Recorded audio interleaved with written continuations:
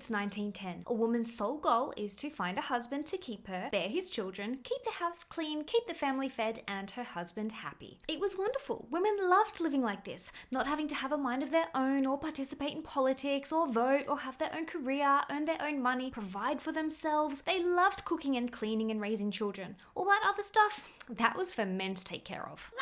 That is one big pile of shit. A lot of women weren't happy. They felt trapped, oppressed, and they weren't going to sit down and be quiet anymore. Enter the suffragette movement of the early 1900s. A growing number of women were fed up of being chained to the kitchen, ordered around, denied a voice, and they were willing to say and do anything necessary to let it be known. As a result of their civil disobedience, some suffragettes ended up in prison, going on hunger strikes, and one suffragette in particular, Emily Davison, felt so strongly for the cause of women's independence and the right to vote that in 1913 she threw herself in front of the king's horse, obtaining injuries that she died from. All I can say is that it must have been a very suffocating time to live as a woman, to have to resort to such measures just to have your voice be heard.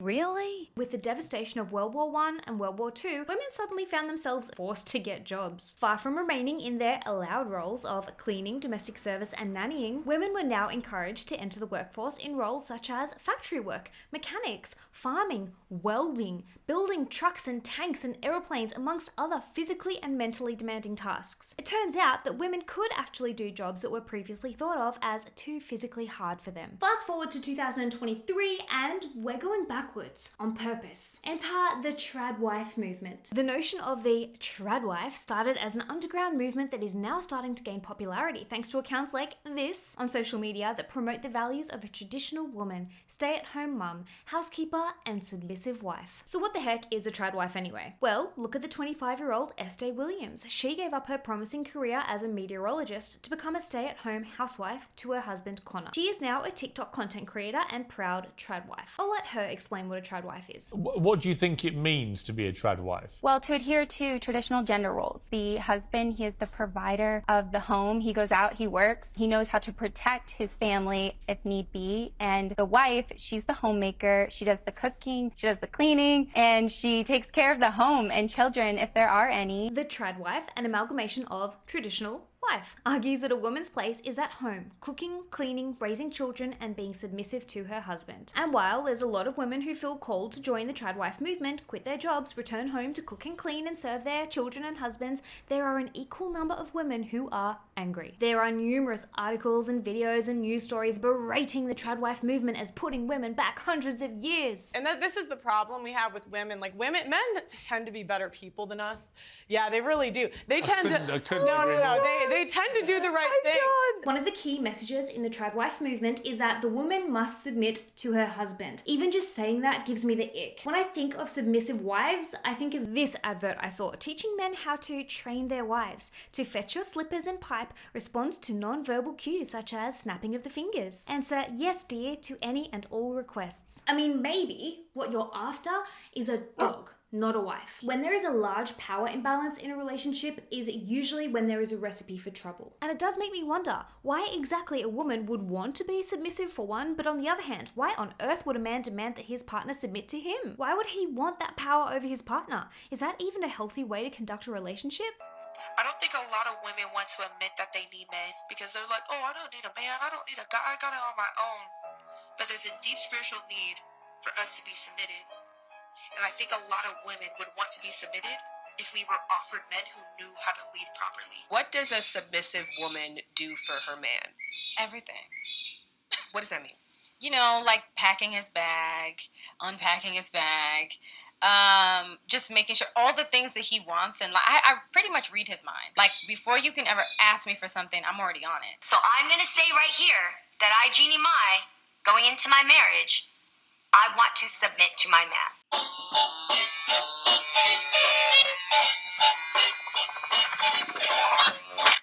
The comments under this post are also very interesting to read. Very hard to have a beautiful and balanced marriage when the woman refuses to submit. The woman who gets upset about women being submissive to their husbands are generally single and miserable. And I don't think they mean in some weird 50 Shades of Grey way. I think they mean that the woman should let the man lead, make the decisions, control the family. But still, I don't like it. But in the interest of seeing things from a different perspective, a lot of these tradwives are confident in the knowledge that they've married wonderful, loving, and stable men who want to provide for them and their children. In instances like this, I can understand why a woman might feel comfortable depending on her man and, I guess, submitting to him. She trusts him, he respects and admires her, and whilst her sole role is to raise their children and provide a lovely home for him, his sole purpose is to provide a stable and comfortable financial life for her and his family. In this way, although the tradwives say that they are submissive, there is a clear division of responsibility, and though they may perpetuate traditional gender roles, both parties in this relationship seem happy and thriving. Another very important principle for the tradwives is to depend on their husbands financially. Tradwives claim not to work.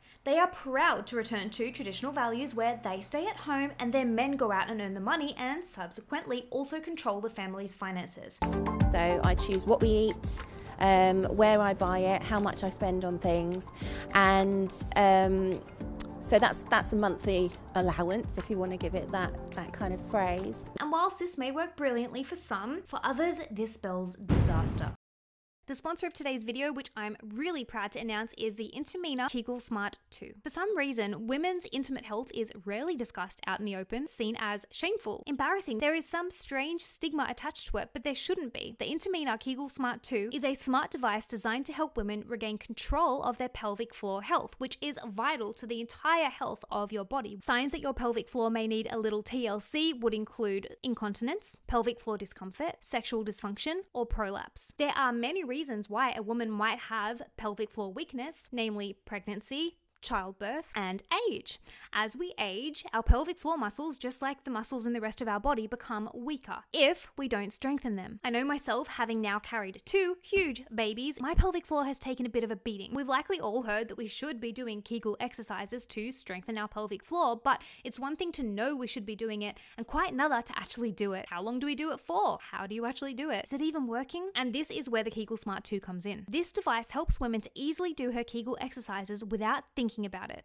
The Kegel Smart 2 registers your pelvic strength and automatically sets the exercise level to suit. The vibratory stimulation can help improve pelvic floor muscle strength and help with conditions such as stress incontinence and aid in your recovery after childbirth. The Kegel Smart 2 is made from 100% body-safe medical grade silicone and is also rechargeable and at an affordable price. What's interesting is that a clinical study conducted on 49 women shows proven efficacy of the pelvic floor muscles in just 12 weeks of proper use. So if you, like me, feel like your pelvic floor could do with a little TLC, or perhaps you are preparing for a healthy pregnancy, or you want to regain your pelvic floor strength after childbirth, or you're heading into your wise woman years and you feel like your pelvic floor muscles could do with the same amount of love and care as the rest of the muscles in your body, then you can check out Intimina's website. I will pop it in the description box down below, and check out the amazing discounts and gift with purchase they're offering on all their products for Black Friday. Unfortunately, as we've seen time and time again, aspiring to depend on a man for your lifestyle, your room, your home, it's a very dangerous thing. A simple look back at modern history should ring alarm bells in the tradwife's head. In the early 1900s, where a woman's sole purpose was to find a husband, bear his children, keep the house clean and the family fed, along with the simple fact that she was either discouraged or simply not allowed to work outside of her home, meant that women became victims of horrendous abuse,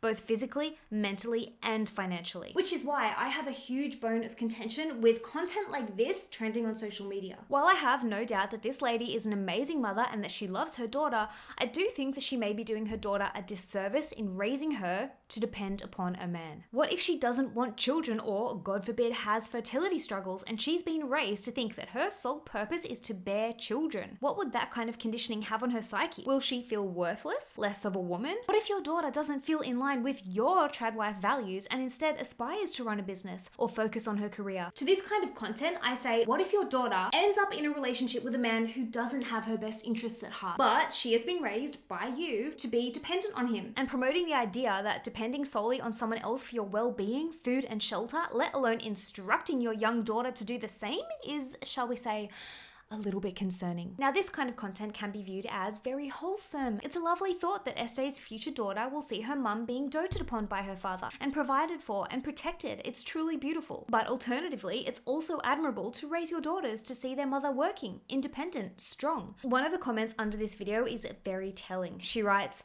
"The trauma I have from my mum not being able to leave a mentally abusive marriage due to finances is why I work. Having your own independence, your own money, and control over yourself and your autonomy doesn't mean that you're a shit wife or mother or not rooted in traditional values.